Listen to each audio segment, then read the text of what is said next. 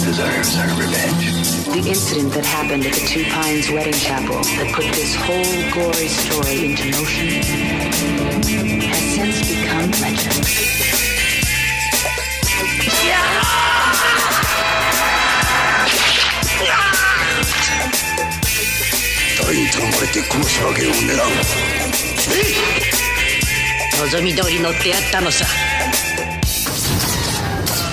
I'm sorry. I overreacted. You overreacted? Hey everyone, welcome back to another episode of Sleazoids, the podcast where we go down the rabbit hole of 20th century genre fare, from the most influential canon classics to the trashiest exploitation films we can get our hands on, and invite you to tag along in helping us create a canon of sleaze. Each week is a double feature grindhouse style where we discuss two films loosely related by subject, genre, actor, filmmaker, or franchise, and at the end of each episode, along with our honorary Sleazoids, we decide on all the official ratings and rankings for every film that we cover. Patreon subscribers, honorary Sleazoids, you guys get an on-air shout-out and 2 bonus episodes every single month, which we've been doing for a few months now. There's tons of episodes back there for you guys. Oh, yeah. A Cronenberg Plenty double of hours. feature, some RoboCop in there, Which was fantastic. some nuts stuff. But 2 weeks ago would have been the last time all of our listeners would have heard from us. And what were we talking then? We were talking Streets of Fire, and we paired it with Wild Zero, which is just pure rock and roll. Yeah. They were rock and roll cult films, and that was with our special guest from the Bunta Vista Socialist podcast, Andrew Law. He brought those two films on. That was a lot of fun talking about. But patrons, last week, I think you guys would have heard from us talking about Jackie Chan. Yeah, Drunken Master. Yeah, we did his breakout star-making role as the Drunken Master, 1978, and we paired it with the sort of long-awaited sequel that came in the 90s. Almost 20 years, right? Yeah, It was 1994. Like 18 years. Yeah, it's crazy. Legend of the Drunken Master, which was co-directed by both Chan and, having now had a directing career post that, and Lau Kar-leung, one of the most famous Shaw Brothers filmmakers, which actually leads us into this week pretty perfectly. Yeah. So this week we have a special guest on, Leslie Lee from the Struggle Session podcast. Leslie, how are you doing? I'm doing good. I'm doing really, really good. Thanks for having me on.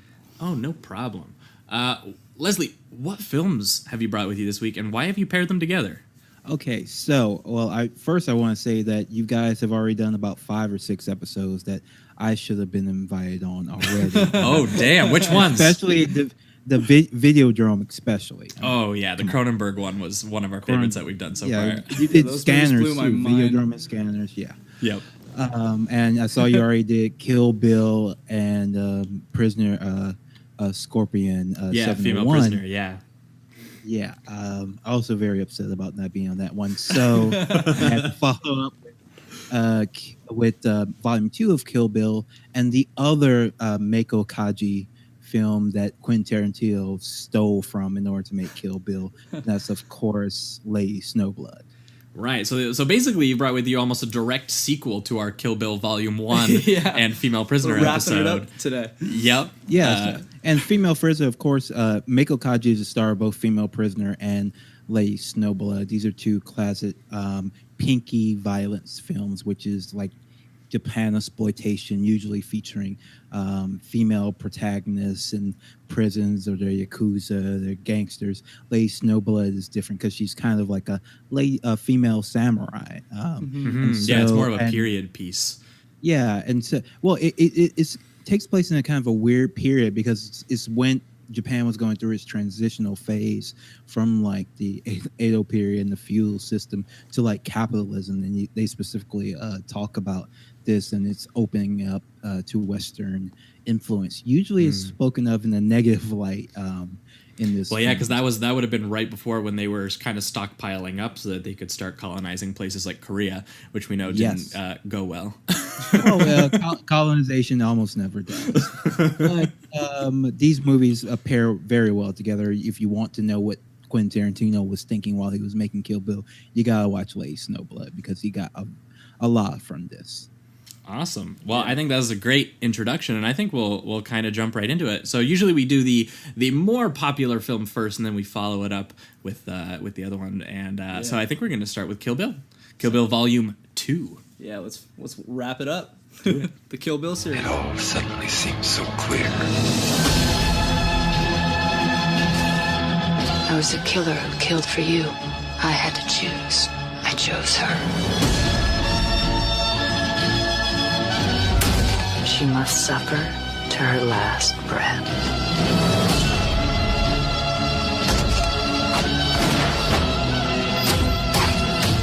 You and I have unfinished business.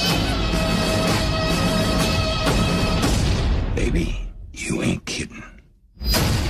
All right, we are talking Kill Bill Volume 2, the 2004 martial arts epic, the conclusion of it, written and directed by Quentin Tarantino, inspired by all kinds of Shaw Brothers kung fu films and Japanese revenge films. We already talked about things taken pretty much directly from it. some of those music cues and such. Yeah.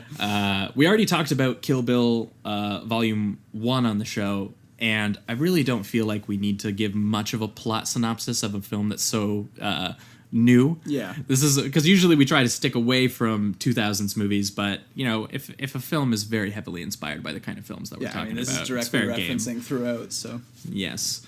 But I guess we'll do a sort of a quick refresher on Kill Bill Volume 1.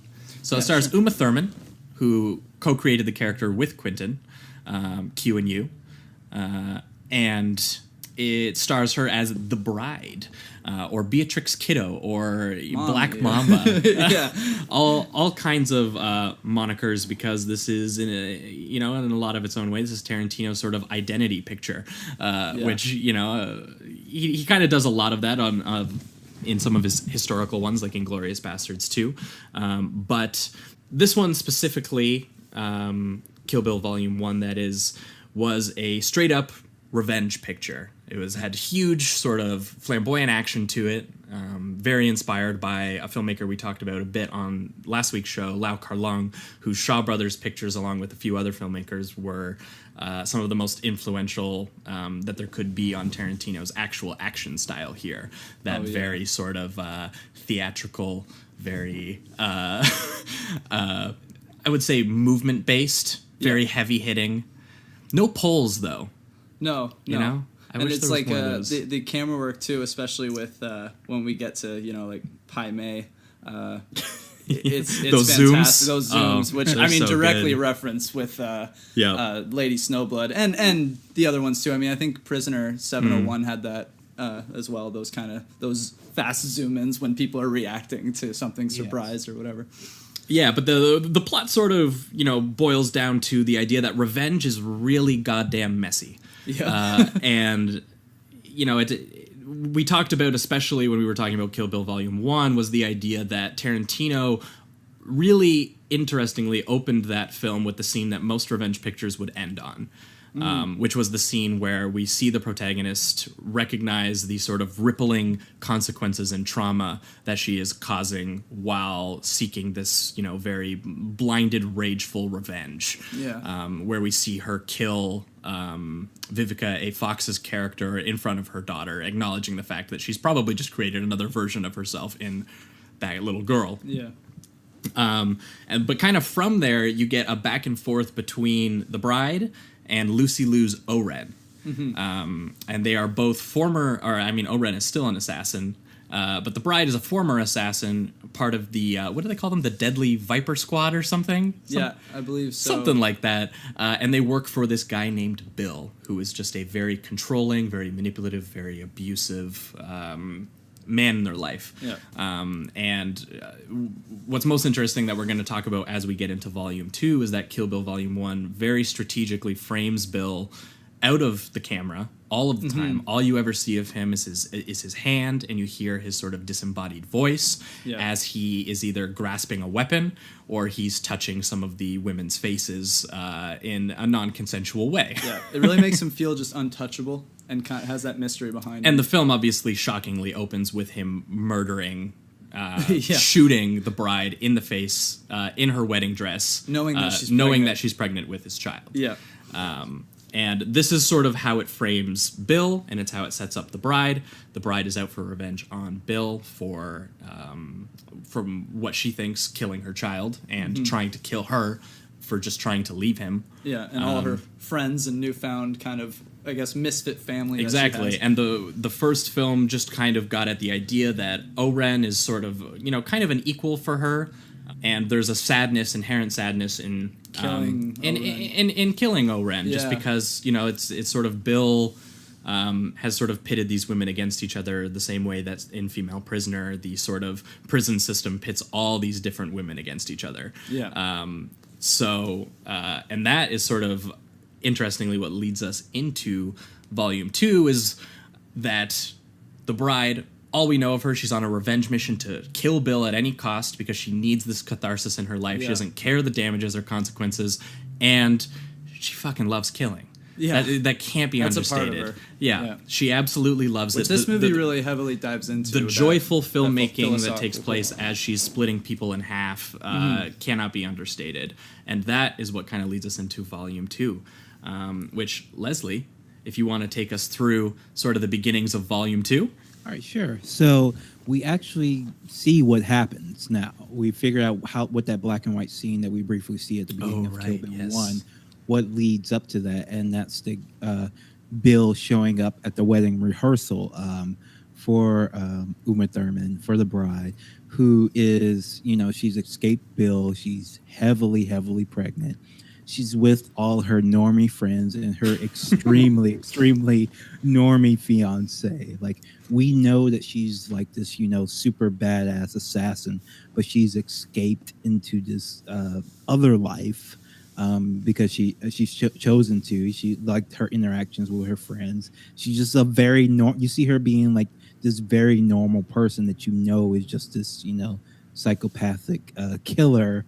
But she, for some reason, she's chosen to do this life, and you can feel like a certain level of condescension, like towards all the other characters, and for some reason, Samuel L. Jackson's in the background playing piano. But, Yep. Gotta have Jackson in there. You go from this hyper violent fantasy world to just like these normal people sitting around, living their lives, and it's kind of funny to see this happen. And then Bill shows up, and then the other world invades and then murders all these people. Right, yeah, and it very quickly recontextualizes, because the first film very obviously strategically opens on just Bill's gruesome act. And whereas this one spends a lot of time showing you who Bill actually is. Yeah, and it shows his use of manipulation really well, because you almost and he's you charming. like him almost. He's charming. Exactly. I mean, Very they charming, called him the Snake Charmer. Was his actual title, which is completely accurate. But you see that Uma does actually like talking to him, and that they have a chemistry and a back and forth. There's a lot of love, which is even before she goes to marry I think it's Tommy, or I can't remember his name, but the record store. Yeah, the clerk. record store owner. She gives Bill quite a passionate goodbye kiss. You know what I mean? Like you can tell that there's a lot of there's history genuine there. affection there. Yeah. Obviously. But I know he doesn't kiss her back. Yes. She kisses twice, and he doesn't kiss her back because he's already made his decision. Yeah. But again, he's so good at putting on this this is the good side. I think they even remark upon it. They're just like, I only ever showed you, like, you were the only one who ever saw that side of me. And he's like, I always thought that side of you was the best one. Yeah.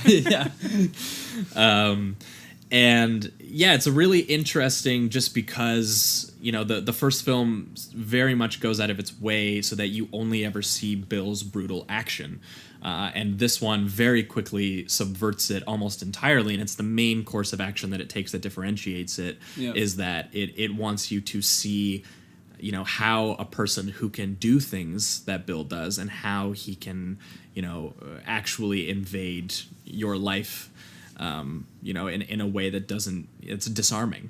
Yeah. Because it takes a lot to be able to convince also an audience that a character would be able to manipulate these kind of people. You have to hold that in your head too. Yeah, and pit we them know against everything each Bill's other. already done when we're seeing this Right. scene. When it's like most of the time you feel like you could just be like, guys, if you guys just talked for like 10 minutes and we're like, you know what, Bill is the one doing all this shit. Like, why don't we? It's just they can't. It seems like his charm has just overcome them completely. And so after that, we have this kind of Bill shows up and warns his brother that the bride is coming, and then we have this very Tarantino like digression, this scene that you could almost cut entirely out of the film, and it'll be the same film, but it adds to it where we show him showing up to his job and his boss like yelling at him for showing up late and really talking. Oh, it's really loud. depressingly funny. Where you know that this is an international assassin played by Yes. Michael Madsen, who is always a badass in Tarantino films, And he has and his boss is just giving him shit. Yeah. You're just like, wow, that's really depressing. Yeah, and it's brutal, and just he goes from this top assassin to a guy just scratching off his dates to make his minimum wage job, and it's a devastating scene, and it's once again odd to feel for a character is a total piece of shit. Tarantino does that very well. Yeah. Yeah, but you get that feeling that like the point he's trying to make in this movie is that like within everyone there are multitudes, because that his boss and the dancers at the club have no idea who he actually is, and we end up and it probably makes the audience underestimate him, because the bride comes to kill him. We think she's just going off him. Like, no, it's the exact opposite. He wrecks her easily. He's prepared. Shotguns are right in the chest, right? Yeah, that's a good point, because he's prepared right away. As soon as she opens that door, you think maybe this is it. Probably a fight's going to ensue, but you think that it's going to be something, and then she's going to come out on top. Right away, she just gets shotgunned in the chest and buried alive. So I mean, yeah, it starts off real bad for her. Well, and it's so funny because in the scene before where he's kind of talking with Bill, he has that line where he's like, you know what, we deserve to die, man. Like, we've done some shitty things and we deserve to reckon for them. Yeah. And then he was like, well, she deserves her revenge. Then again, he also said that so does she, though, because that's just it. It's the same journey we kind of went on with Kill Bill Volume 1. They've all lived this life. Was the idea was that they were all part of this really grotesque, universe, basically. Yeah, and just because they haven't shown it doesn't mean that she hasn't done some absolutely god awful things in the past. Yeah, but that all of these people are obviously still susceptible to very real human conditions, right? And things like that, and that does feel sort of Volume 2 really does try to clarify for the audience the more human side of all of these people, for sure. Which gets really, really interesting as we get into the direct relationship between Bill and the bride. And so you see, this is the first scene that you see them where they're happy, where he's playing the flute and just talking to her before he sends her off the train. Because Michael Madsen puts her in a coffin, right? Yeah. And Michael Madsen puts her in a coffin, and then it cuts to the she has the flashback of her training. Yeah, and you see Bill and Kiddo together, like as a couple for the first time, where they're kind of happy. And he's telling her this was a story about Pai Mei and how he slaughtered an entire temple of people because a monk didn't return his nod. Seems like a chill dude, of course. Yeah, and so he puts this woman he loves in the hands of this, this crazy old murderous man, and the guy literally says, like, "Why are you here? Do you just want to die? I kill people just like whenever I feel like it, right?" You look at me wrong and it's over. Like, so yeah. But then we get a pretty cool training montage where she gets her ass kicked a couple of times, pretty brutally by Pai Mei, and he always does that thing with his beard where he throws it to the side, just like I'm such a bad. A lot of whooshing sound effects. Look how pretty awesome. I am. I'm such a bad motherfucking bitch. Yeah, and he this is. Pai Mei is obviously again played by Gordon Liu, who we talked about because he plays a role in both Volume 1 and Volume 2, but he is the star of Shaw Brothers films. Right. The Kung Fu films. The dude is an amazing... He was in that 36 Chamber of Shaolin. 36 Chamber Shaolin is the film that's being referenced with this training montage, because 36 Chamber Shaolin, which I actually just watched a couple weeks ago, actually is... half of it is just a training montage. Oh, nice. And it's about the spirituality of Kung Fu and how it empowers you and makes you better. And what's so interesting is that Tarantino sort of contrasts that by being like, actually Kung Fu just makes you an unstoppable force, but it dehumanizes you, because that's what he is. He's trying to like beat her into being this amazingly extraordinary force. He has that great line where he's like he's like, you have something along the lines of, you have to admit now that you are the worm and you are fighting an eagle. Like, Yeah. you are nothing essentially to me. Like, I could snap you with any movement at my disposal. Oh, and there's so many great comedic beats where like he throws the sword in the air and it lands perfectly like sheathed on the. Oh, yeah, it's fantastic. It is. This one is very. I mean, the whole series is, but this one I felt dove a little deeper into that kind of comical realm. I don't know if you agree there. Like, I found that there were more shots where I was laughing a bit more, especially more so with Pai Mei than anything else. But Oh yeah, well the stuff with Pai Mei is just. I mean, I think a lot of people think because obviously it's they so see it as cheesy or something. Yeah, it's so ripped from the '70s kung fu movies, Yeah. which do have that sort of cheese factor to them, but they're so much fun. It's very charming. Like, Yeah. I find it more charming than cheesy. Yeah. The one knock I have on this, and I think it's fair to knock Tarantino for this because he's very specific about this. Uma Thurman's outfit during the training montage when she initially gets up there is really bad and does not look cool at all. Like, she's in capri jeans and like this kind of flowery shirt and this hoodie, and it does not flow well at all with her fighting. Oh, It's like, interesting, because I don't know that I noticed that, but I did think that when she gets dropped off there, that she is kind of sort of.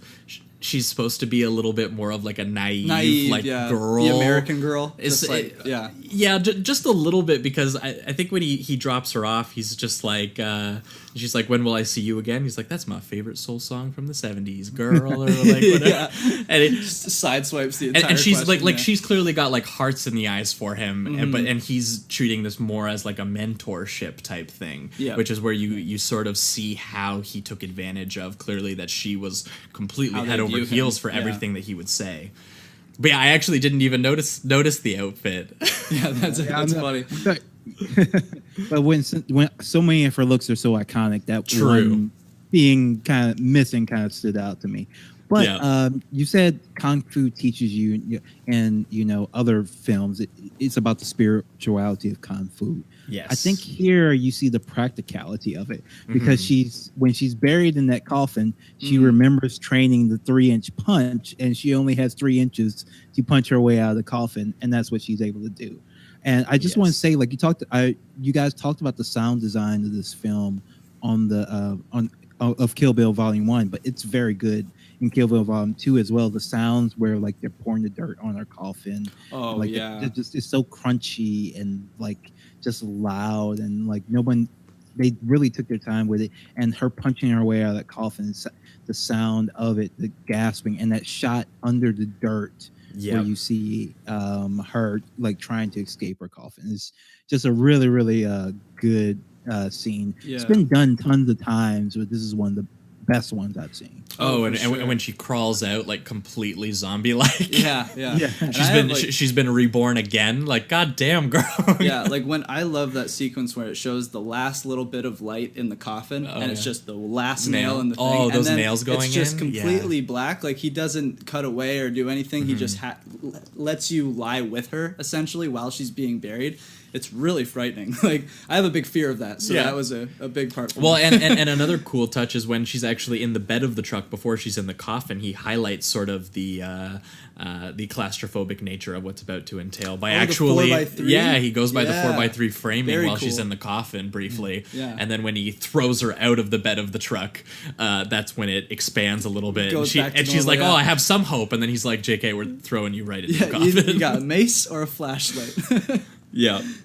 And what's interesting, I'd say, though, that Kill Bill does differently, Kill Bill Volume 2 does differently as well, is that the slight tone change it makes, because you said that it was a little bit more comedic. I also think that it's a little bit more, because obviously Leone has a huge impact on Tarantino just in general.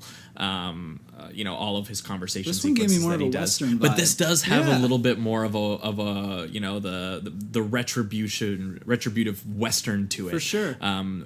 More so than the Shaw Brothers one, because Which is more in Series 1, or Volume 1. yeah, because Volume 1, the huge Definitely. set piece, the iconic Crazy 88 set Yeah. piece, the action here is not like that. No, not at all. It's more direct, it's more enclosed, Yeah. it's more, sometimes it almost feels a little bit more brutal sometimes just because it's more intimate. Yeah.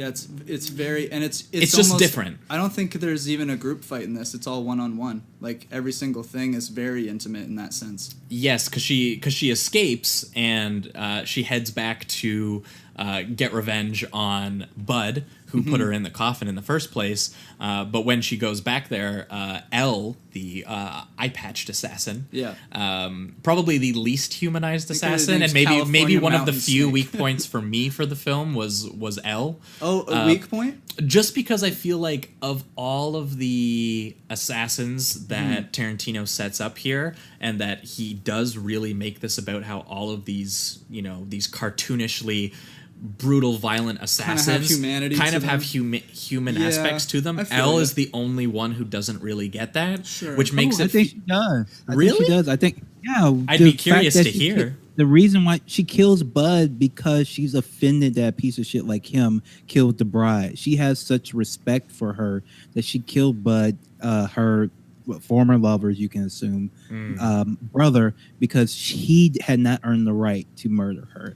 And so she, I felt like she just has such respect for her. And, Daryl Hannah's a little bit older than Uma Thurman. I felt like she was at one point she was Kiddo. She's gone through everything Kiddo has done. She just didn't leave Bill. I feel like that subtext is there because she is blonde, and we talk about, and in the later scene, we talk about how much, Bill likes blondes.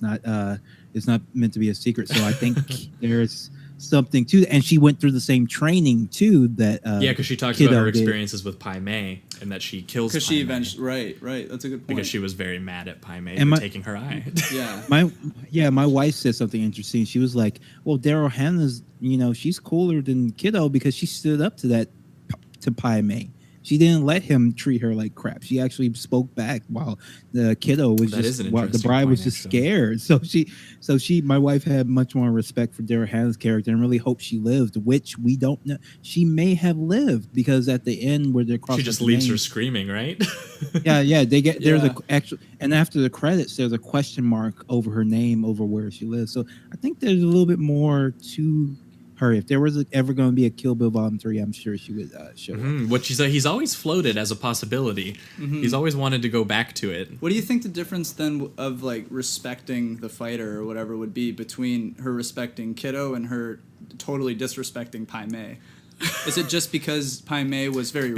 Because she does poison Pai Mei. Yeah. And she even says something very disrespectful specifically to Kiddo about Pai Mei and wants to disrespect him. I can't remember the line. She just kind of wants to upset the established order, basically, seems like what she wants to do. She feels like she hasn't got as much maybe out of the lifestyle as was promised to her. Yeah, okay. But it is just interesting because I think most of the characters before they die kind of get a slice of sympathy, and I feel like other than the sheer brutality of what the bride does to her, there's not, her last lines are I killed your master, and I am going to kill you. And I was like, whoa. The thing is, she didn't die, so we don't know if she died, so we don't know if those are her last words. That's true. I guess we'll see in the future. I think I get what you're saying though, but I do think that what Leslie's saying makes a lot of sense too. I feel like it's kind of a subjective thing there because I just feel like that does stay true to her character. She does seem like she's just kind of fucking fed up with everything that's gone on. So yeah, I like both. But it is interesting because you see a lot of other people sort of being crushed by forces, and if anything, you actually see kind of powered through. Yeah, she's just she seems to have learned to.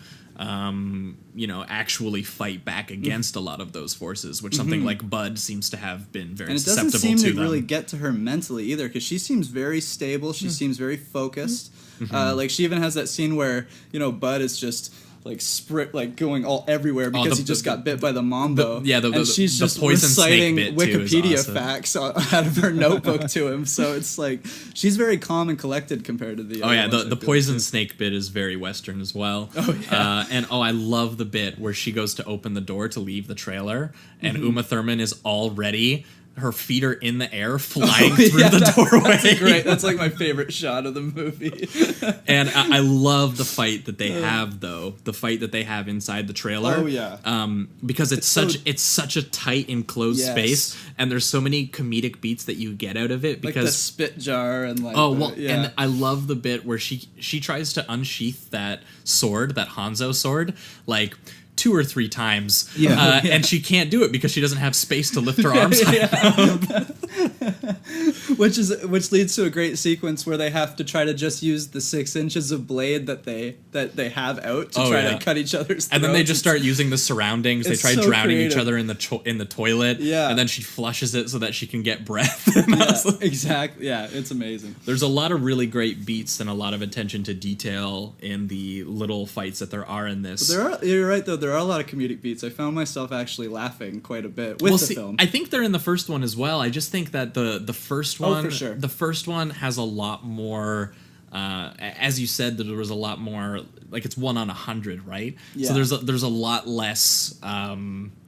Attention on the tiny little details of the fight. She doesn't have time. She's got to get rid of some of these guys, Yeah, whereas here you see almost every beat, you feel it, you hear it. It's pretty nuts. And these are also like the Crazy 88s, they had more of that henchman feel, whereas these guys are the big baddies, the trained assassins. So these fights are going to end up being more intimate, a little bigger feeling, regardless of the space involved. Well, and what she does, she pulls out the other eye, right? Mm-hmm. Of L. Yeah. Because she says that I've killed Pai Mei, I've poisoned him, and your master sucked.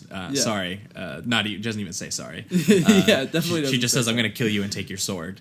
And the bride says, "You have no future," and pulls her eye out. Now she's totally blind and leaves her screaming, flailing on the trailer floor while she goes to search for Bill.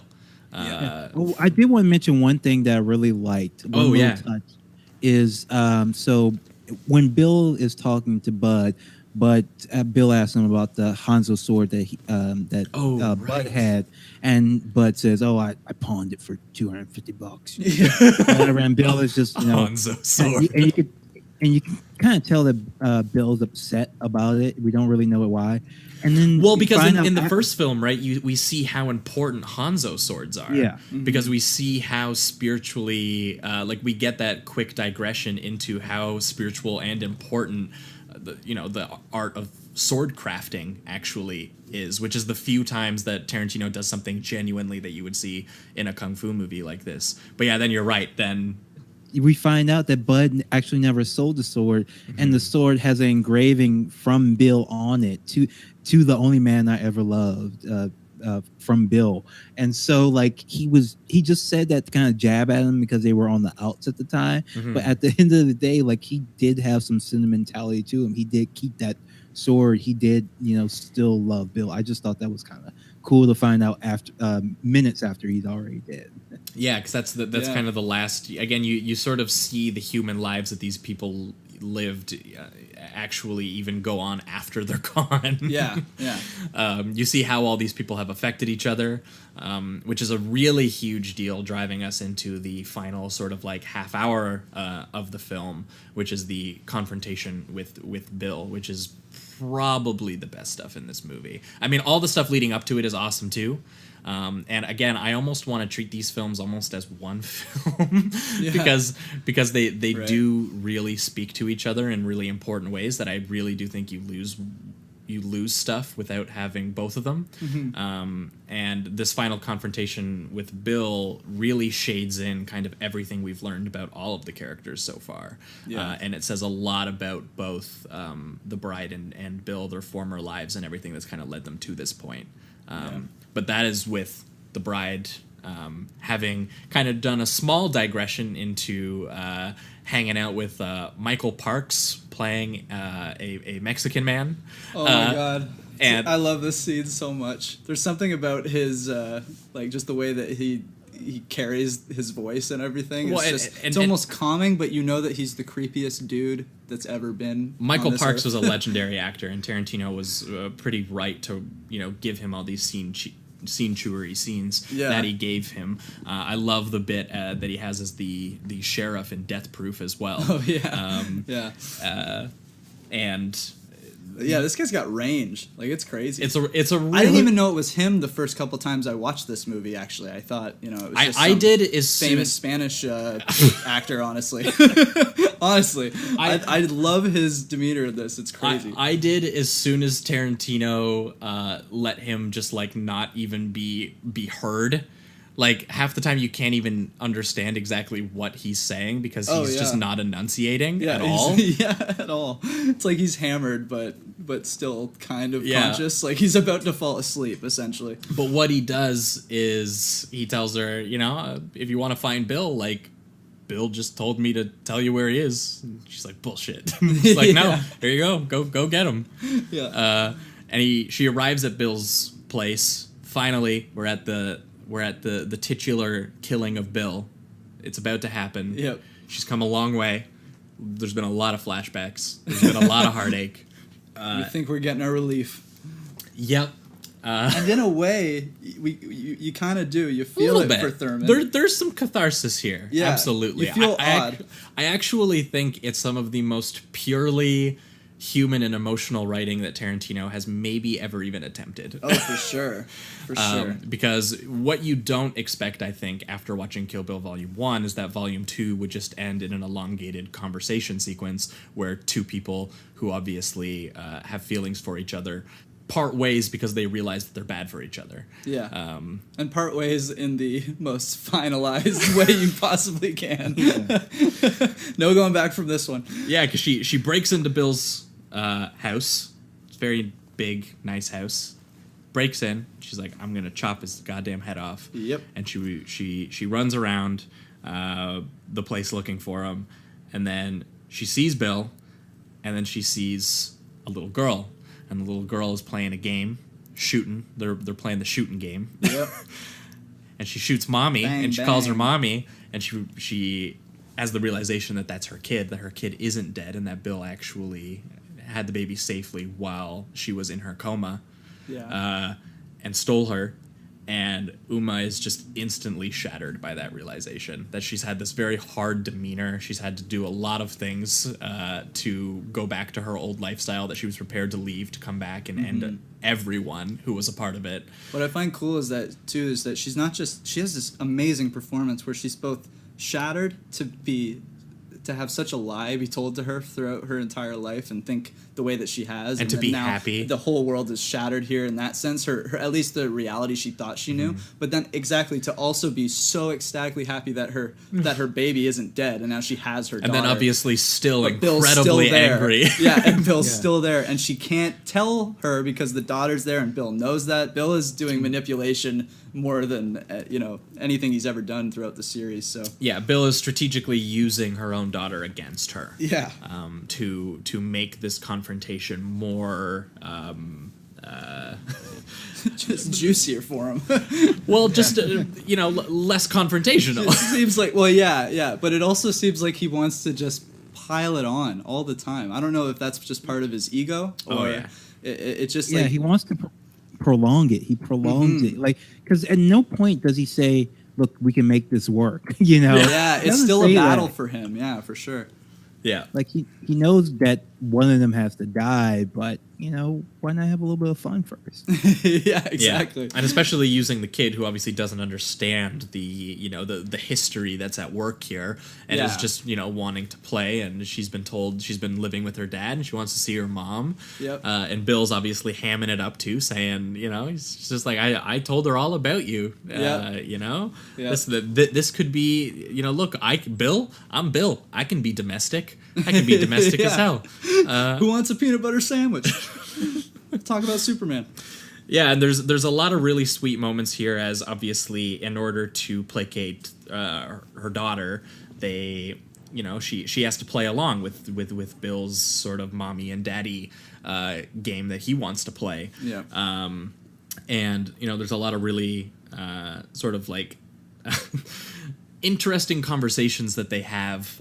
Bill explains that the daughter just comprehended the idea of mortality and of murder Yeah. by killing her goldfish. And obviously Beatrix would be a little concerned about that because the whole reason she tried to leave Bill was so that she wouldn't be a murderer. Right. And it also wasn't one of those things where the daughter was upset. It seemed like the daughter knew how to scheme. She was like, oh yeah, I stomped on that. She knew how to asshole. answer questions too, to elongate it so she wasn't directly in trouble right away. Because she didn't, right? It was like, oh, well, it was on the floor. It's like, well, why was it on the floor? This is a 6-year-old doing this, so yeah, it was. I cool. very intentionally put it on the floor so I could stomp on it. Was where they ended up getting yeah, exactly. And I was like, that's a but little she knew concerning. enough not to say it right away, which is very concerning. But we get this big confrontation, and it's actually not that big. It's mostly the talking, and in the final fight scene, Bill does not get up from his chair. I don't think either of them do. No, neither of them Yeah. do. They just do a samurai sword fight very quickly. Like if you took all the fight scenes in this movie and just put them together, it would be like 5 minutes long. Oh yeah, none of the fights are very long, but they're very impactful. The meaning behind the talking, like that scene is just so tense, and all the weird diversions go on about Superman and all this shit. Right. Oh and yeah, Bill, all the beats that they have in the conversation between them is awesome, and it's really set up by the sequence where she puts the daughter to bed, and she's just like, "Do you want to watch a video with mommy or whatever?" She's like, "I want to watch Shogun Assassin." yeah. Which, if you've never seen a Shogun Assassin, I put it on my watch list as soon as I heard it from the film. It's so much fun. I have to go back and watch all of the Lone Wolf and Cub movies because I've only ever seen the first one. I remember your description was something like synth.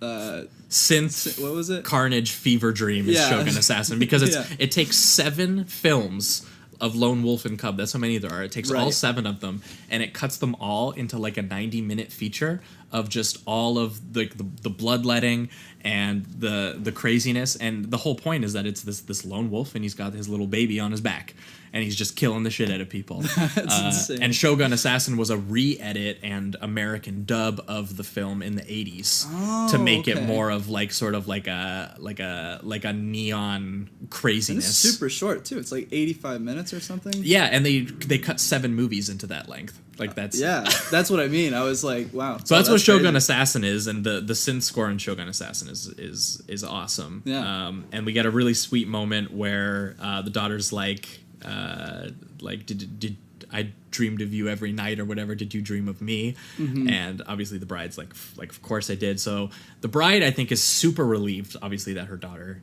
is alive. Yeah. And she just has to eliminate Bill, and that's what she has to do. She has a conversation with Bill, where Bill, as Leslie said, is going on about Superman, and I love his bit about Superman because great. It's so something that Tarantino would say, but it's also a completely juvenile understanding of the character of Superman.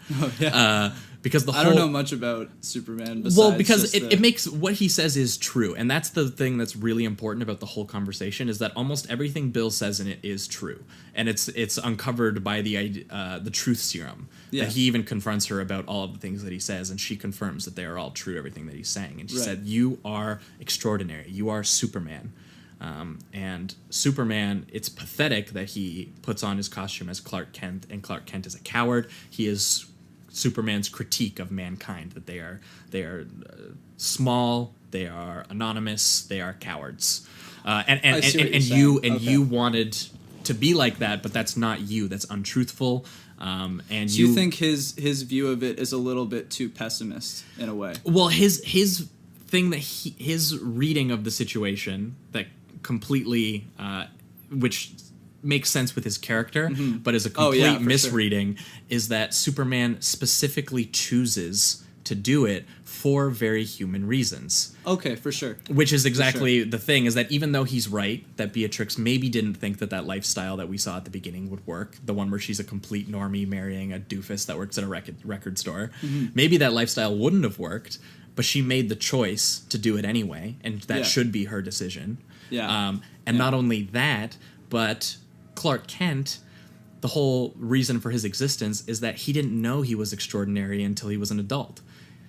He grew up an unassuming farm kid in America. And that not was understanding why he was the way he was. Well, and that's just it, is that Superman loves mankind, and that's why he chooses to dress up like Clark Kent, because he doesn't have the ego. Us. Yeah. But Bill views it as he pities us, and he thinks that we're pathetic. Exactly. That is not at all Superman, and that. Okay, but I get what you're saying. But it speaks to Bill as a character, because that is a reading that benefits Bill's worldview. Yeah. Oh yeah. And that's pretty much what he does. You know, Bill is a master of spinning anything into something that's beneficial for him and his doing. So yeah, exactly. Even though it completely involves taking humanity and agency away from another person who he claims to love. Yeah, exactly.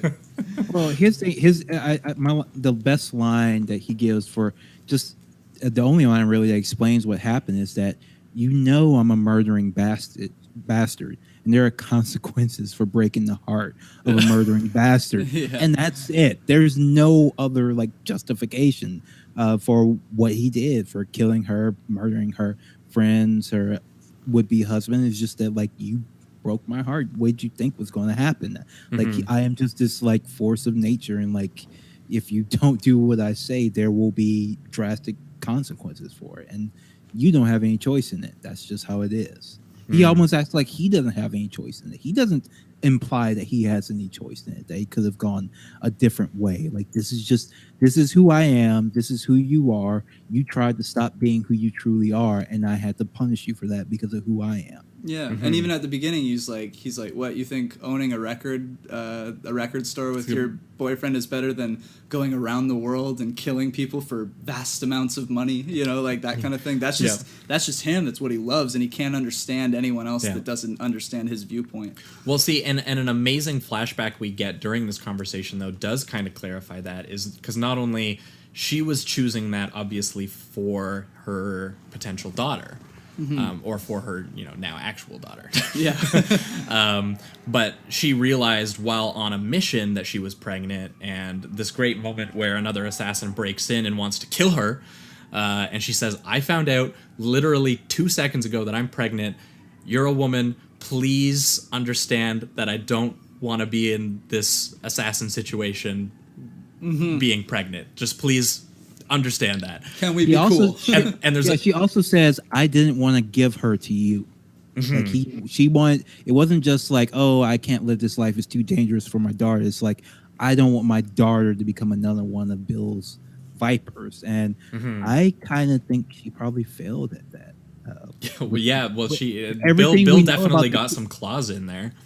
Yeah, everything we know about the daughter, from the Shogun assassin to the murdering the goldfish, it suggests to me that she really probably didn't succeed. Yeah, well, because and she does kind of have they move outside where they're going to have possibly an epic sword fight at sunrise or whatever that they're going to have, and they continue the conversation a little bit, and then this is finally when they're having this back and forth where she's both still obviously has feelings for Bill, and they've kind of come to the mutual understanding that they both are who they are, and this really just wasn't gonna work. And Bill's like, look, I overreacted. That's it. He at least admits that, At least he has a moment of you know what? Maybe I went a little too far. A tiny bit of calm down. Yeah. Oh man. Yeah, and he says, all those people that you killed, that felt damn good, didn't it? You're not. Yeah. We do have similarities here, and what's awesome is that she just straight up murders the shit out of him, and that's kind of what we're left with. Five-finger. Pai Mei's five-finger exploding heart that's technique. That's the name of it. Yeah, there it is. It's such a kung fu thing. He taught you the secret technique? Yeah. Oh, absolutely. No, he taught no one the secret technique. Yeah, it's amazing. Yeah. Yeah. Well, he taught me. Yep. But then he takes that's a great moment too, where he takes kind of 5 steps or whatever, and he accepts it too. He's kind of just he's like, how do I look? It's you're ready. You're ready to go. You're ready to go. You're ready to die. He takes the death with dignity. Yeah. And he collapses on the lawn. Yeah. And we kind of get a callback to a line that we didn't get to address in earlier that Bud delivers, though, which is kind of like the thesis of the movie a little bit, is, you know, at the end of your days, you kind of look back at your life, and he poses the question, which are you filled with, relief or regret? Oh, yeah. And that's kind of what happens at the end of this film, is she's finally killed Bill. She's done it. The mission is over, and we get a sort of a brief sequence where she's in a motel with her daughter. She's alone in the bathroom. And she's alone in the bathroom. In hysterics, really. And you get the top-down shot that sort of replicates the shot when she's actually in the almost a cell in Pai Mei's thing, where she's just like very like she's sort of cut off, and she's there obviously not letting her daughter see her that way. Right. And she's completely filled with both relief and regret. The crying idea. And laughing is just, it's so, the because performance too. Because like, that's what amazing. Elle says, is that I'm filled with a little bit of both, and he says that you can't ever be just filled with both. You feel one more than the other one. Mm-hmm. Uma Thurman seems like she's filled with relief. Yeah. Oh, for sure. But also, we understand, because of all the humanity that's been given to Bill and how much affection she clearly had for Bill. She still feels like she's lost things. Yeah, she's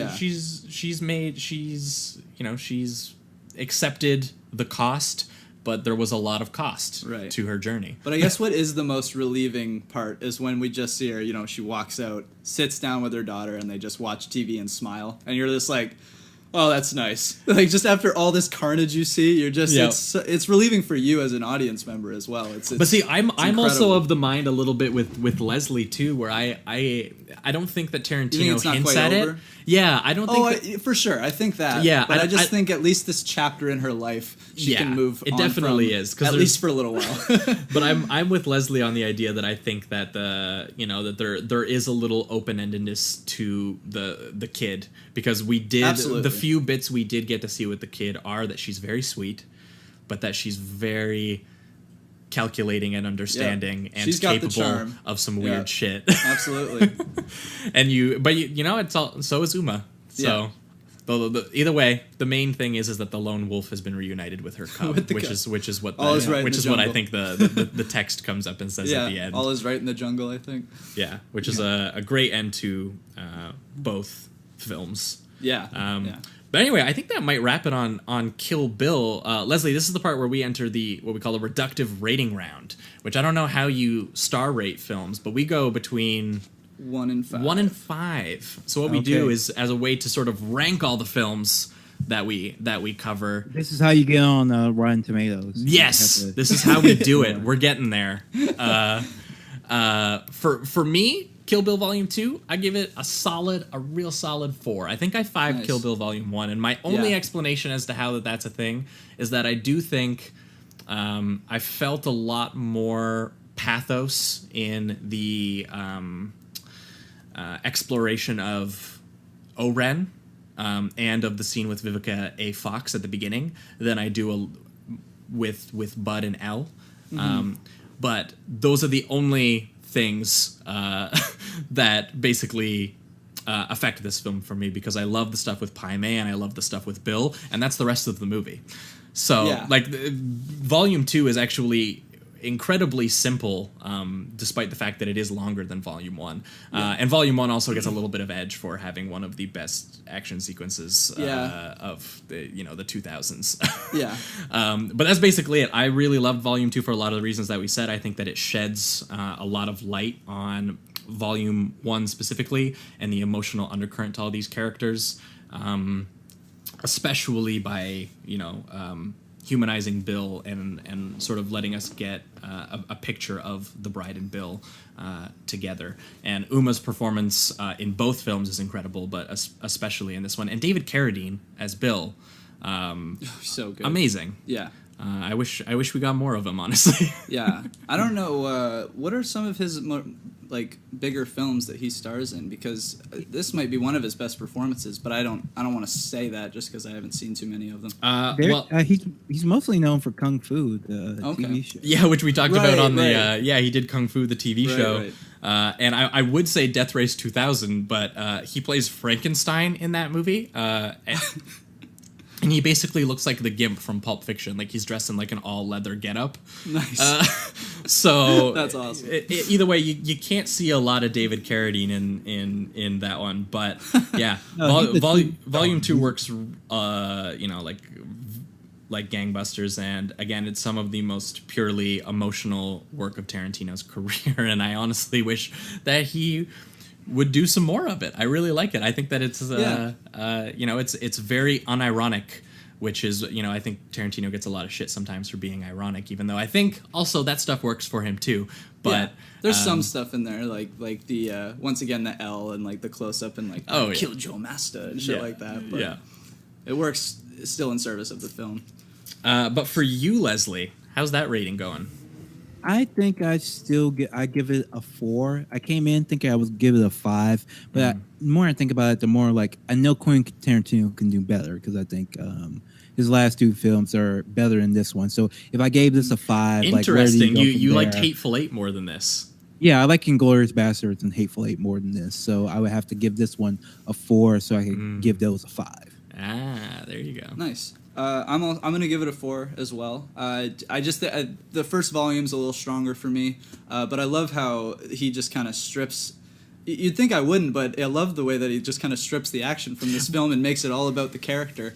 And exactly. I really feel for everybody. That was my including thing too, the people I didn't think I was going to. Normally, when a movie strips back and complicates character stuff and goes for the emotional stuff, like that stuff works better for me. And I would say that it does in that regard, but I'd say the 2 films are just kind of so different in what their approach is. And I honestly do think that you kind of do gotta watch them in tandem. Absolutely, yeah. That they do speak to each other, and the stuff that works here is interesting in how it complicates one, and the stuff that works in one is interesting for how it complicates 2. So it's just like I agree. That's so yeah, for me, and I'm right there with you, Leslie. It's almost a 5 for me, but it's just. Tarantino can do better. Of his other films, exactly like you said, Inglourious Basterds. I actually did like this one more than The Hateful Eight, although I still really like The Hateful Eight. But yeah, so this will be a 4 for me. I gotta ask you, how do you feel about Death Proof? Oh yeah, Death Proof. I don't really rate it, to be honest. No. Okay. I watched both those films, and it was like I watched them, and that was it. Like I never felt the need to go back and watch them. I don't really count them. I don't count them as part of Tarantino's. Interesting, because I love Death Proof. Yeah, I don't think I like it as much as you. Like it's a 5 for you, right? Well, because that's Tarantino. It's the only time me. he's ever operated in like the voyeuristic slasher. It's almost like Tarantino doing the De Palma really thing with Kurt Russell as like this motoristic slasher villain. Yeah. I see it more as like him doing like a TV movie. Like it's his, like I put it right there next to the CSI episodes. Like that's fine, I'll watch it. But like, I don't feel the need to like rate it against like Inglourious Basterds or anything. Like it's fine. I there's people I like in it. There's scenes I like in it, but it's just like it's okay. It's a movie called Death Proof. I don't know what else. Yeah. All right. Awesome. Well, I think that's gonna wrap it up for Kill Bill. Yeah. I guess we're gonna jump on into it. Or I guess we're going to jump right into Lady Snowblood. Let's do it. 木城は塚本木城はよーく見てごらん私の顔をお前たちがなぶり者にしたその女にどこか似ていると思わないか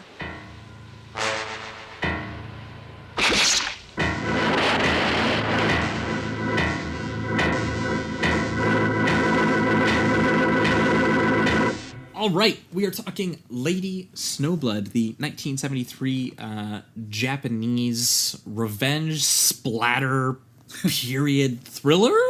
Yeah, many genres for this. Directed by Toshiya Fujita. I don't know if that's correct, but starring Maiko Kaji. Who was also the star of Female Prisoner, which was the other film that we obviously talked about. We've mentioned already that we talked about with Kill Bill Volume 1. Female Prisoner is honestly one of my favorite movies that we've talked about on the show so far. Too. And Maiko's just amazing. She plays She's both so the good. titular female prisoner 701 in that, and in here she's the titular Lady Snowblood. Her stare is just piercing. Like it's Oh, absolutely, yeah. it's just cold. It's Those ice. eyes Oh, are yeah. It's unbelievable. And this film is based apparently on a manga series of the same name, which actually kind of does make a lot of sense for some of the stylistic choices, which for the 70s I think were considered pretty avant-garde, especially in Japanese filmmaking at the time. Just thinking specifically of the because what Tarantino borrows from this the most is it's sort of like flashback within flashback structure and kind of broken up into chapters with like archival footage and like paintings and it's a really, and then even the technical aspects of the zooms, and then I think he even rips like two songs. songs directly from the this Flower movie. of Carnage song, which is the Yeah. opening song of the film, sung by Maiko Kaji the same Who way. also sings in Female Prisoner, right? Yep. Doesn't she have a song? This is a female Great song. prisoner. What a talented woman. Holy hell. She's very talented. Yeah. Very talented. My God. Yeah. Did she have fight training as well? By any? Do you I mean- know? I mean, I'm sure she did in some way, but maybe like even background that She had honestly nothing didn't to do have with to the do film. a lot in this, which I kind of found interesting. Yeah, a lot of it was camera work, the way they angled things in the shots. Yeah, more the than thing that I found most wide-angle surprising things. watching this for the first time was how much handheld photography was in it. Oh, for because, sure. Because that's a thing that Tarantino does not abide. Yeah. None of that in Kill Bill. But most of the action in this is surprisingly handheld when she actually does it. And she does these very sort of just very simple, graceful, sudden movements, and that's basically it. And then all of a sudden, people are exploding out their Yeah, chest. the blood is everywhere. I love cried. the I effects. cried when she stabs the dude in the back, and I'm like, okay, well, it would never come out of a dude's back. And then she pulls it out, and it comes out of the dude's back. And I was like, are you kidding me? Yeah, I view it almost as like it's kind of just expressing how life is leaving them. You know what I mean? Like it's so violent and it's so abrupt for these guys that it's like, that's just what it's representing, the blood leaving them at a rapid pace. Yeah, clearly Tarantino took both from manga and from this when it came to the actual splatter effect that you saw in Kill Bill Volume 1. Yeah, Volume 1, yeah, especially. Like that one iconic, where the girl gets her arm cut off. It was very reminiscent of that, yeah, where it just splurting out blood crazy. It was awesome. But this film has a pretty neat opening where it's just this very sort of like mythic childbirth sequence where there's these shades of white and red, and they're sort of in a like a small, I don't know if they're in like a I think it's a prison, isn't it? It's a prison. Yeah, it is a small prison with the bars. Kind of like yeah, and you get the snow coming outside, and you get the blood obviously from childbirth, and there you go. She's the Lady Snowblood. Yeah. What I find interesting, and I don't know if they actually reveal it in the first little sequence here when she's being born, but it's kind of like that set that what they're saying in Kill Bill, which I guess the theme would be directly referenced to this, which is she was almost destined to become, this vengeance-driven person, because the mother pretty much like, in a sense, I guess, puts her spirits into her child so that revenge can be exacted. I think while she's giving birth, she says that you are an Asura demon. Right, something like that. Yeah. And it is an interesting note, because the whole idea, I think, is that, and what becomes really important to the film overall, is the idea that the Lady Snowblood was born into this trauma, was born into this revenge mission that she was gifted it to. She's basically inherited her own mother's trauma and has to deal with that. Yeah. It's even darker and deeper than that, because she was conceived for it. Her mother specifically That's got true. That's revealed pregnant halfway through the movie. That's a good point. for this purpose, to make her instrument for vengeance, her vengeance, a demon, to extract her vengeance upon the people she's trying to kill. Like, this is why she has her. And some it's spiteful really stuff. it's really spiteful. It's really dark, really fucked up. And so this movie is kind of a lot more straightforward, a revenge thriller, than Kill Bill is, because Lady Snowblood knows nothing else but this mission. This is all she has ever been cared about or been trained or born to do. She has nothing but this. Yeah, that's a good point.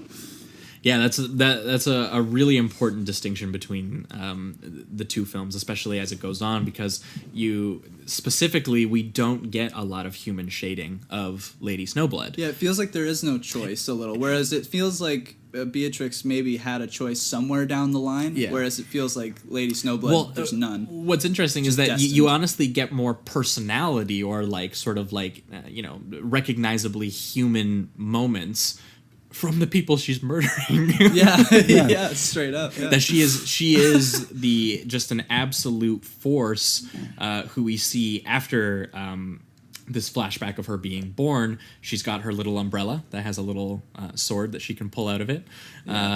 And she just starts cutting throats. She starts stabbing people, and there's like arterial spray everywhere. It's splattering the walls. It's gushing. Yeah. And then like one guy even says like, "Who are you?" And she just replies, "Revenge." Yeah, like, she's just like cold. It's a blunt instrument. Entirely. Just a killer.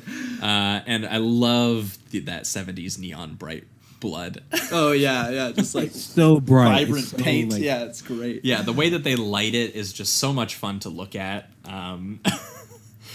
It looks like they just melted crayons on everybody, and just pouring out. It's so good. Yeah, it's so good. And I did really find it interesting that while this is happening, they do give you that sort of like immediate rawness of handheld photography to show this to you, because it's really cartoonish murder.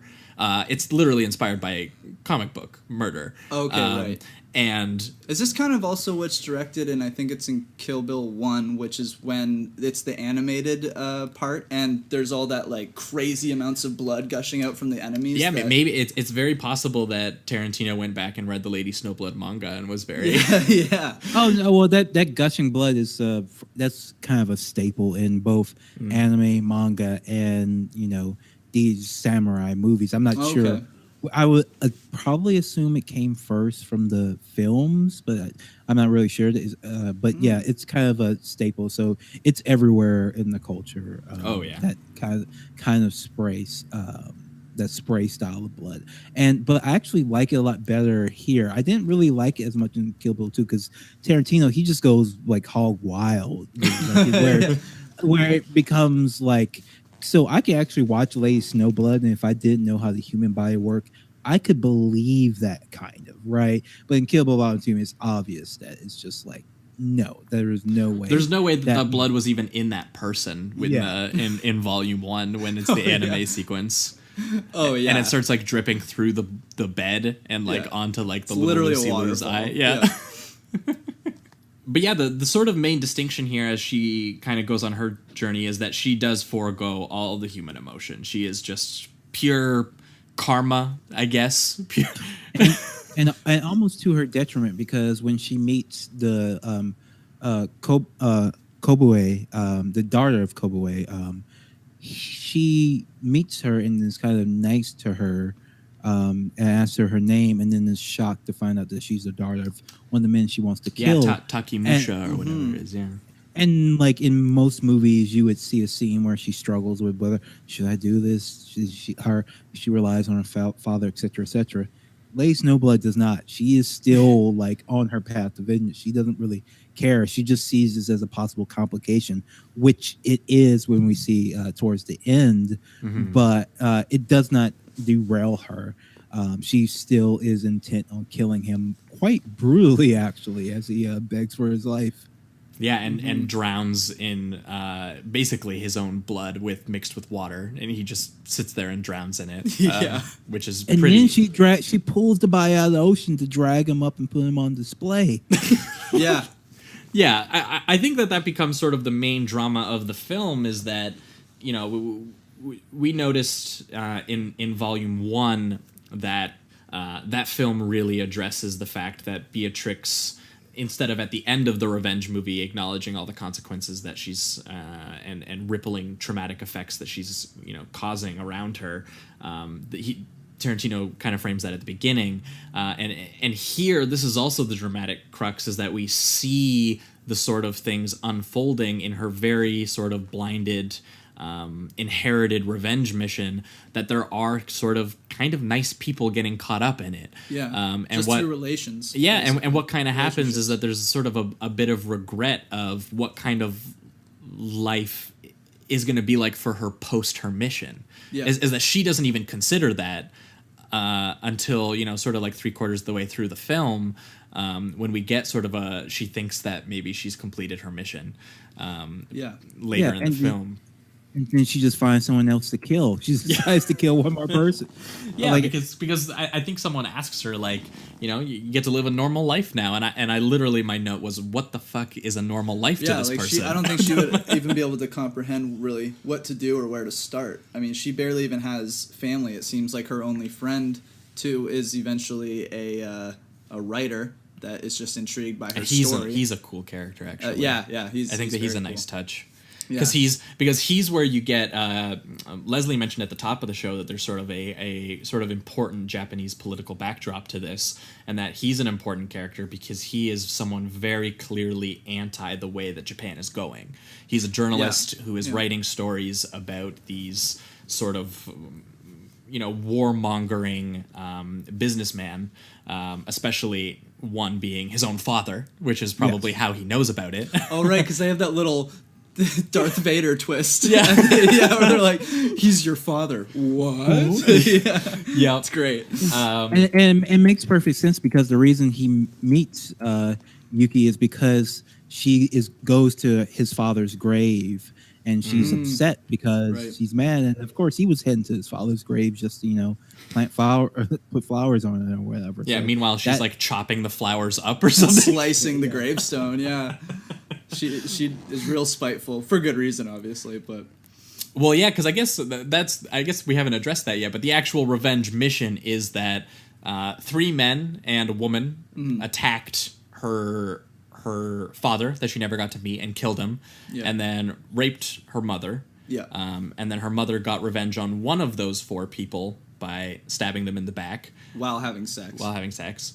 Also, might have been a reference. Well, while being raped, I should say. While being raped, she. Oh, well, yeah, that should be. Oh, is it painted? Like, I thought it was. Maybe I just. No, she didn't have. Misremembering. She didn't have a choice. Oh, no, okay. She didn't. Yeah, she said he lusted for me, so he took me to Tokyo with him. That was right. So she basically and then got eventually kidnapped by one. She just took an opportunity. Exactly. Wow, okay, I gotcha. And that is what lands her in prison. Yeah. For killing that man. Then she realizes, well, now, fuck, I'm in prison for the rest of my life. I can't really kill any more of these people. So that's when she starts sleeping around with inmates in the prison, trying to conceive a child. Oh, so with guards. Oh, with guards. Yeah, because it's all women, I think, is the prison, right? Same as female prisoner, man. Yeah. Japanese prisons in the 70s, I don't know. I don't know. I mean, prisons like in general, but... but especially there. But that's how she conceives the child, so that the child can go on this revenge mission and kill the remaining 3 members. So what we see is she kills one who is the nice girl's father, the one that she drowns in the river and then puts him on display. Right. Brutally kills that guy by, like, convincing the people he owes gambling debt to just, like, give him to her. Yeah. Yes. And then she finds out that the sort of the main one, or the mastermind, I guess, has died in a shipwreck accident of some kind. Right. And she's upset too. Oh, like, she's mad as hell. She was like, I was literally born for this. Yeah, like, she didn't want him to just die. She wanted it by her hand. Yeah. Yeah, it had to be by her hand. Yeah. And we see this with her next kill, which is when she the woman who was with them. And the woman is apparently, you know, she's taken a bunch of money. So apparently all these people were running like a scam where they would trick villagers into saying, if you pay us, you know, 270 yen, we will get you out of the draft for, of course, the upcoming imperialist wars of Japan. So like you have all these desperate people giving their money to these murderous, rapist con artists. And they took all this money and like went about and some of them started businesses and stuff with it. Yeah, well, And because that's what's amazing is that the dude who gets the most financially successful is a guy who invests in that Imperial War, selling weapons and trying to, make it a thing. He's like, this is finally going to be, Japan is doing this anyway, and we are going to make as much money as we can doing it. And I'm like, I don't know if Japan was gonna necessarily. I think the financial investment is a huge motivating factor in a country choosing to do that. Yeah, so Okono is the woman that she kills, and she hires all these police officers to like work for her, do her bidding, torture the writer. Like this is a very like anti-authority like film. Like there's no trust for the government, the police, any of these modernizing capitalist institutions when it comes to Japan. I thought like the politics of this film is very interesting. Like you wouldn't like see like you don't necessarily see like I get anymore at least like the cops as like the main bad guys that the hero like brutally slices through because they're so corrupt. But I really like that scene and that fight scene. Like the fighting style here is like it's so, as you said, it's just like almost like stop motions, like frame by frame by one slice, and that's it. That guy's done. Like there's not a lot of back and forth encounters and stuff like that. It's just this really brutal, really efficient way. And that fight scene where she kills all the cops is really the first like big fight scene we get, and it's really good and really fucking bloody. And but unfortunately Okono escapes, and then she escapes for a bit, and then she finds her hanging, and then like Yuki is actually kind of pissed off about it, and so she slices her in half in the most gruesome effect, and everything falls out. Coming. Yeah, I was like, oh damn, that's an effect. Like because they just kind of have you sit with her and in her kind of rage, and you're almost like, oh, is she just going to accept that this is now, it's not going to be by her hand? And she's like, you know what, I'm going to get one slice in there, and just takes the biggest side swipe ever. I'm going to get this one on a technicality. Yeah, exactly. I got her, everybody, just for the books. I cut her in half. Yeah, and I love that her journalist friend, who is the son of the sort of final dude that she has to go and kill when she finds out that he is actually still alive, which is kind of like the big reveal later, is like standing next to her when she does that. And I'm like, dog, you got to know that she's not stable if she's making those kinds of decisions. Yeah. But it doesn't stop him. He's like, damn, I'm fascinated by this Lady Snowblood, and I'm writing great books out of her because she's such a cool character. Yeah. And immediately after that, like a decorative curtain comes down. Like that was great. So cool. Like, so during this like era of like, they call it pinky violence, like these 70s movies, they have all this weird like stuff in these movies, like you saw in Lady Prisoners, in Prisoner Scorpion, like where the scene where she's being attacked by all the police officers, where you go under the floor and then you zoom out and it's like a set, like obviously a set. Like they do all these weird like like the wall switch and all that. Like the spinning wall to reveal a new Female scene, Prisoner, and it's all in one shot. It was very cool. It's very almost stage like a play or something like that. Well, and like these movies are so like kind of like serious and fun, but they're also kind of playful too when it comes to how they present the films. Oh yeah, the style, they're incredibly visually playful, which we talked a lot about with Female Prisoner, especially with like it's tackling some pretty brutal subject matter, especially with the amount of rape that takes place in that film. But then we were talking about especially like how the main rape sequence in that features sort of like this bright red lighting that comes up from the floor. It's like a glass floor, and then the camera goes underneath the glass floor so that you can reveals all the faces of all the men like looking down at her basically, and then her hair starts like turning into like this sort of like sun formation, and in actual stop motion style. You're talking about Female Prisoner for that one, because we mentioned that on that one, but like. Yeah, the visual style of both of these films is kind of what separates them, because the subject matter is very sort of heady stuff, and it's sort of in the actual visual filmmaking that you get again that sort of contradiction of the handheld style and the huge splatter effects. And again, the structure of this film with its constant flashbacks within flashbacks and editing to brief digressions into the actual history of the time period, and like seeming like we're seeing like murals from the time and stuff. Like, it's really interesting stuff. And from what I understand, this filmmaker actually never again became this stylish. That they said that he made, this was like his like 7th or 8th film, and that everybody was shocked because he was considered generally just like a pretty traditional journeyman filmmaker. So he didn't do a lot of visual flourishes. Wow. And then after he did this film and its sequel, which I haven't seen yet. Yeah, me neither. But after that, apparently he never returned to the style again. That's interesting. Were these not? Would these be his most successful films, or they must be? Yeah, they're his most well known outside of Japan. I would certainly say. I'm not sure if they're his most successful. He did a lot of films that were like teen films, so like some of them might have been like big hits that just wouldn't take off necessarily overseas, depending on what kids were into at the time. For sure.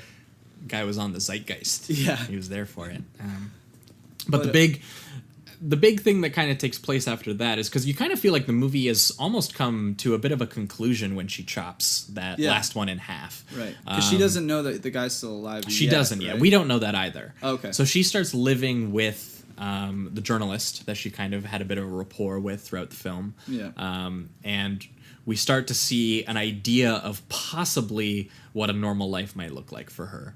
Although it does feel something like a little off about it. Yeah. Like, it doesn't feel complete. I was sitting there wondering, like, I was like, oh, there's more. I did too, because I didn't know that was what the immediate happening. feeling I kind of had. But then I looked at how much time was left, and I was like, oh, okay. There's got to be a little thing here, right? And he plays with it too, because the writer is writing, and there's chapter headings, right? And chapter 3 ends. The curtain comes down, literally comes down, and then the next like thing you Finn, see him, like that's what yeah, the next thing you see is like almost him writing on a piece of paper chapter 4, because he's continuing the story of think about whether to continue the story of Snowblood. Well, because he actually knows, obviously, that or he at least has some semblance of an idea that his father is still alive. Yes. Right. So he knows there's more coming, and then later we get the real title card of chapter 4 for the film. Because they're living in like a small Japanese town, and the father kind of comes in and is like, "Stop writing that book. Yeah, this story is over. I don't want my head cut off. Yeah, this isn't gonna happen." And this is where we sort of get revealed that the father, who is the last guy on her hit list, is the father of the man that she's sort of taken up with, and also that that the father is sort of one of the main figures behind consolidating power to kickstart this Imperial Japan. Yeah. Which is like, we should probably kill him. Yeah. And for now, more reasons than just the vengeance, I guess. Yeah. Well, and honestly, there's almost a little bit of, because we see a quick shot of her. I think she's returning home. I don't know if she has groceries or something, but she was out doing something, and she comes home. She sees that something is totally off with the journalist character, and they have that eye lockdown in like close-ups where he reveals that his father is still alive, and who his father is. And there's almost a little bit of like relief. She's like, the mission continues. Yeah. She's just right there. She's like, the fire's back in her, and she's right back at it. Yeah, because go for the revenge. There's not a lot of time spent establishing what her normal life might have looked like or how she might have adapted to it, because it's just right back into it. She's just sitting there while buying eggs that day, and she's just like, man, I wish I had a head to cut off. Yeah. But she pursues him to some sort of ball, I guess. Probably a fundraiser. Yeah. No, it actually is called a fundraiser. It's a fundraiser. Okay. It's a charity ball for bougie Japanese people to mingle with bougie foreigners. Right. And it's like, and I really like the class consciousness of this, because we opened the movie with like super poor people, but we ended with all these rich assholes who run the country, and they're all are frolicking around on the dance floor. yeah. And they're staying in the Pleasure Palace, I think they call it. I think that's what it's called. That's amazing. And yeah, there's a lot of gorgeous camera moves as it kind of walks you through what this space looks like. And obviously, we understand that this is a meeting place for raising money for these wars that Japan is about to conspire with these Westerners to get going. And it does, as Leslie said, it does kind of bring us from this brutal, stark prison situation all the way to a ball, and this is how far Yuki or Lady Snowblood has come. Yeah, she's finally like, this is where it's taken. This is where all of this pain that kicked off the film has come from right here, and I am going to eliminate this guy no matter basically what it takes. Yeah. And she has a confrontation with him, kills the shit out of him. And then JK fly off. JK, it's the dude's wearing a mask. Yeah, it's not which him. Is great. It's almost like next week we're doing Mission Impossible. Yep, a lot of that happens. Yeah, little shout out there. And there's the one-sided or the two-sided glass or whatever it is, the mirror. Yeah. And she's like, he's there. Yeah. And I like that the journalist kind of comes with her to kind of help take out his own father, because obviously... And it leads to almost him, sacrificing himself. Well, that's exactly what it leads to, which I think is one of the most probably important touches in the film. Absolutely. Is that together the journalist and Lady Snowblood take on his father, who is obviously running this fundraiser. And in order to, actually get one on him, the son holds him down, against the wall, and is just like, just do it. I understand as a political journalist how important this is, and I also understand to you personally how important this is, so please just end it right here. And she stabs through the journalist and also kills the father at the same time.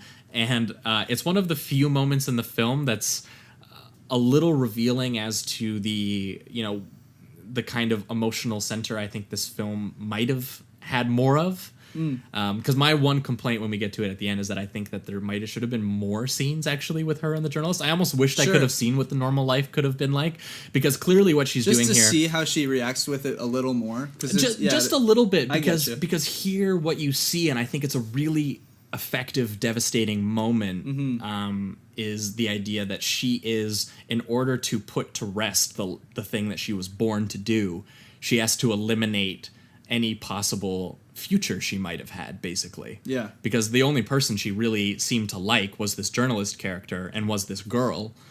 And these two people she completely ruins by doing her revenge mission. She kills the journalist, and then right after, obviously, that happens, she goes outside and we get the snowfall. To be fair, the journalist was already probably going to be dead because his father shoots him like 3 times. Yeah, true. Right, I did forget about that detail. Well said. But there is a lot of visceral impact to seeing that sword go through him entirely and into the father. For sure. She shish kebabs the shit out of them. Yeah, absolutely. And after that, she goes outside, like, she's wounded as well, and she's completely out of it, and it seems like on her mind is the idea of kind of like, it's over. And it almost feels like, to her, the difference between her and Beatrix's journey is that rather than feeling relief, you don't get that relief from her. You feel like she's just like, I did it. But now what? Yeah, exactly. It's like, I don't have any real meaning anymore. Well, I would say, like, judging by taking this film as like as a standalone, I would say now she can die, because she's bleeding pretty heavily at the end of the film. She's been shot, and then of course Kobue comes up and stabs her in the stomach.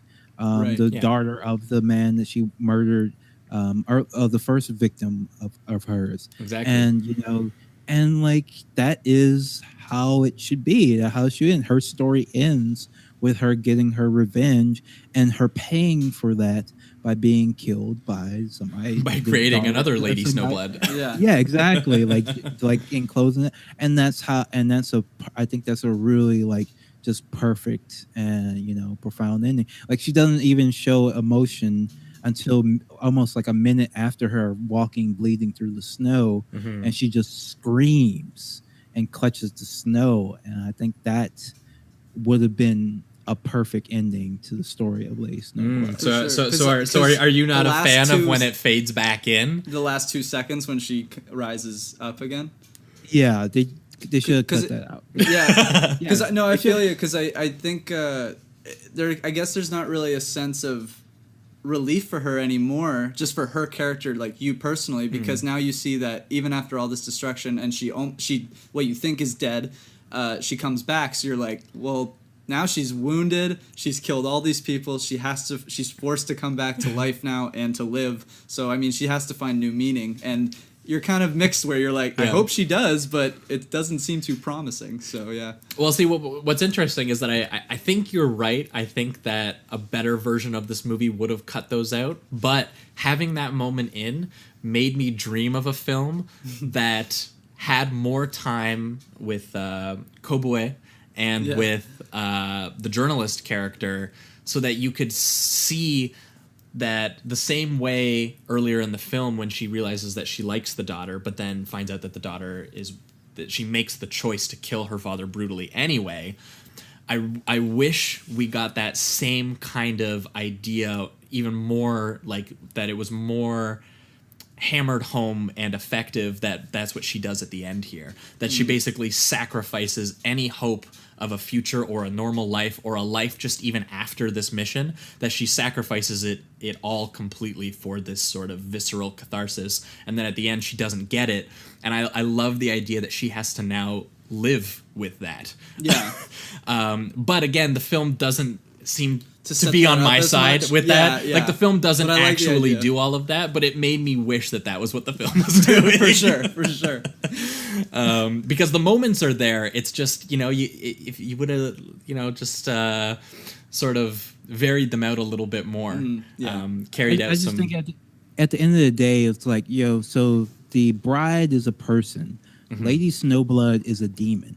Yeah. And that's all there is to it. Like, once her task has been fulfilled, there should be nothing left for her. Like, what would a life be like? Your normal life? There's no such thing for her. This is her normal life. Oh, totally. But see, what I'm saying is that I would love to see the dramatization of a demon trying to have one.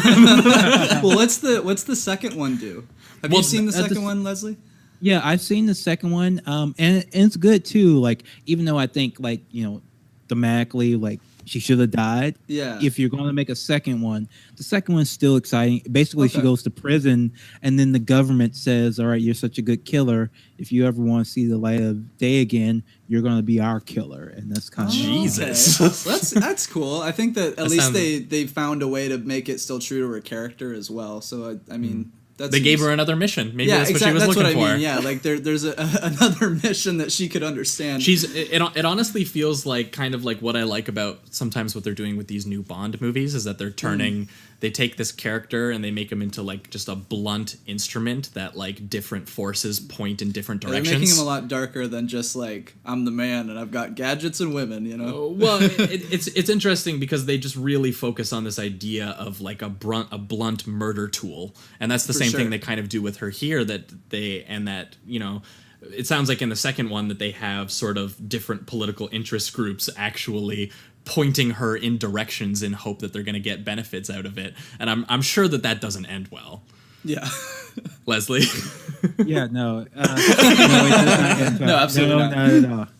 No, absolutely not. It's just like she actually is made to point out. So it's really these films are really political about, and their reevaluation of the turn of the century of Japan. And so in this one, like, she's hired by the government to kill like revolutionaries who want to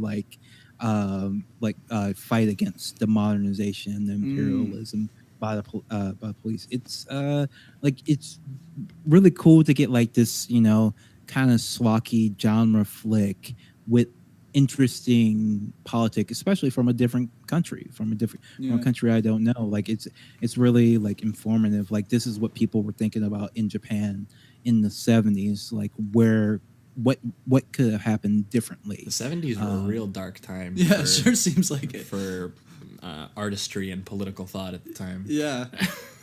They were feeling violent in that decade. Well, I think that might do it for Lady Snowblood. I guess we'll enter the reductive rating round on this one. For me, Lady Snowblood is a real high 4.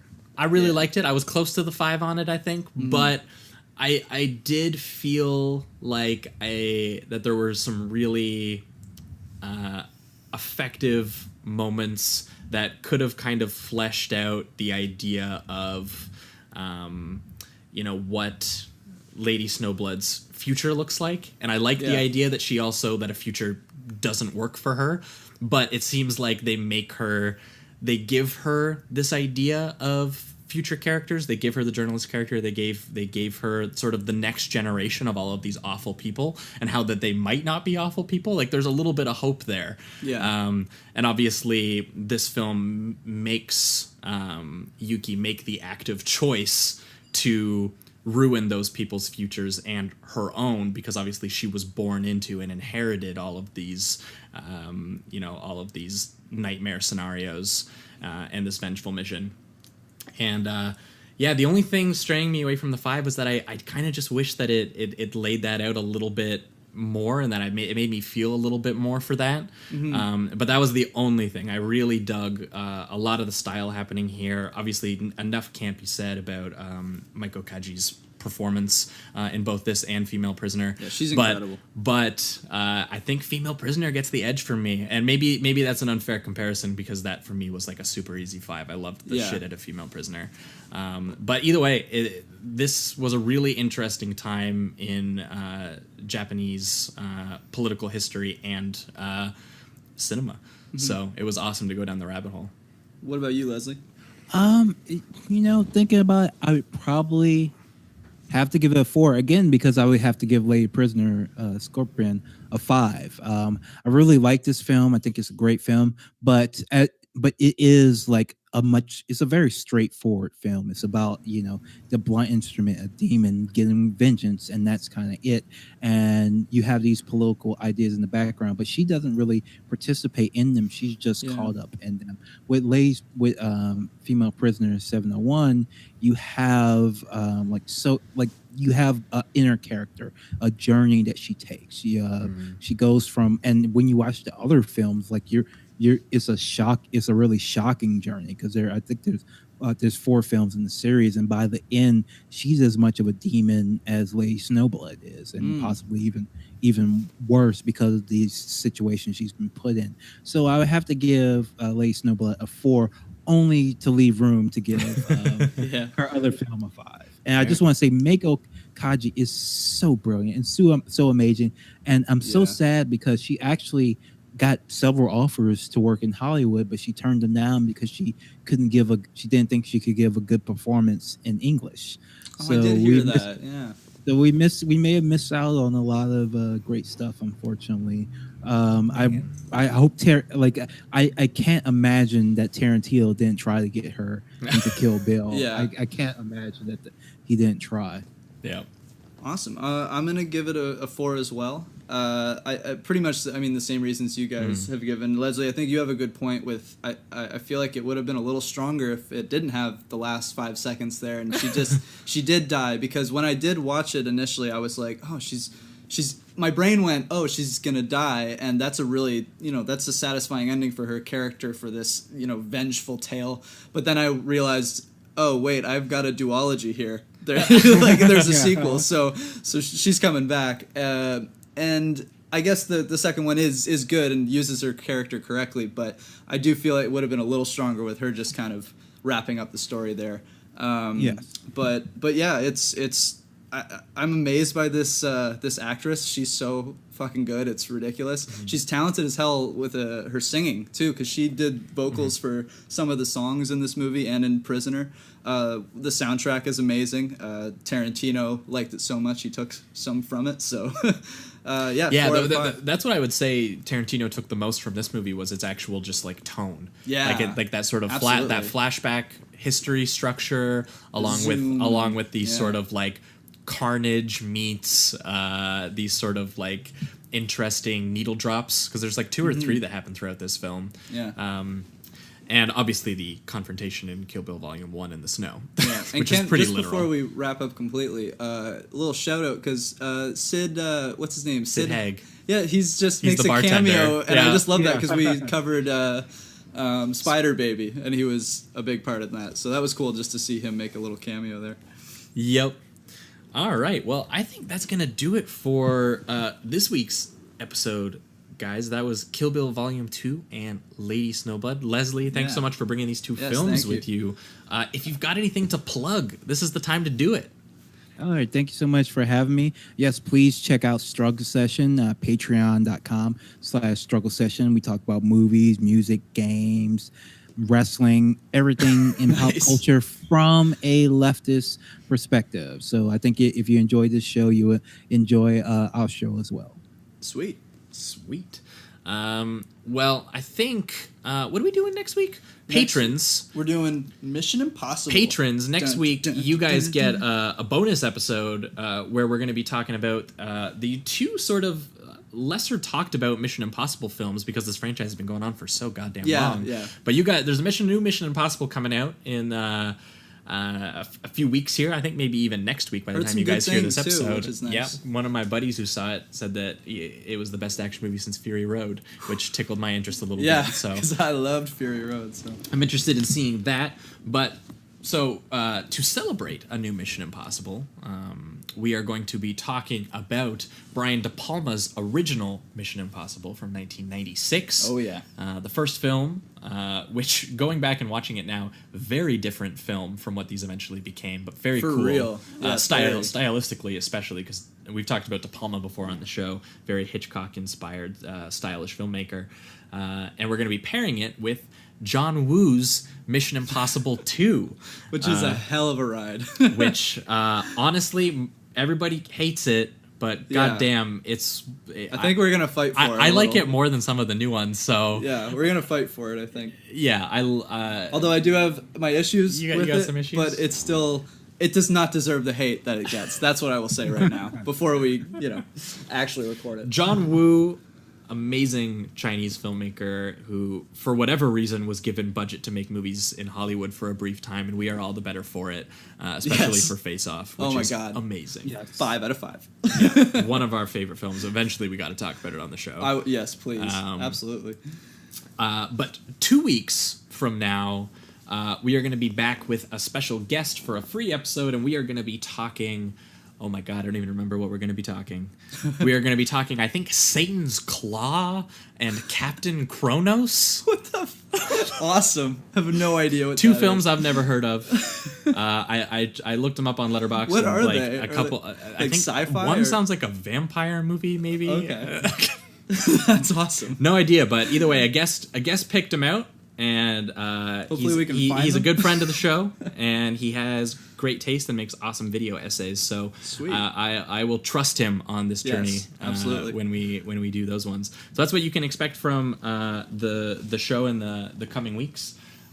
Once again, if you guys want those bonus episodes, head on over to patreon.com/Sleazoids podcast. And if you're listening to on iTunes, give us a good old rating on iTunes. Please do. And I think that's it. That's going to be the show for this week. So, peace. Keep it sleazy. Keep it sleazy.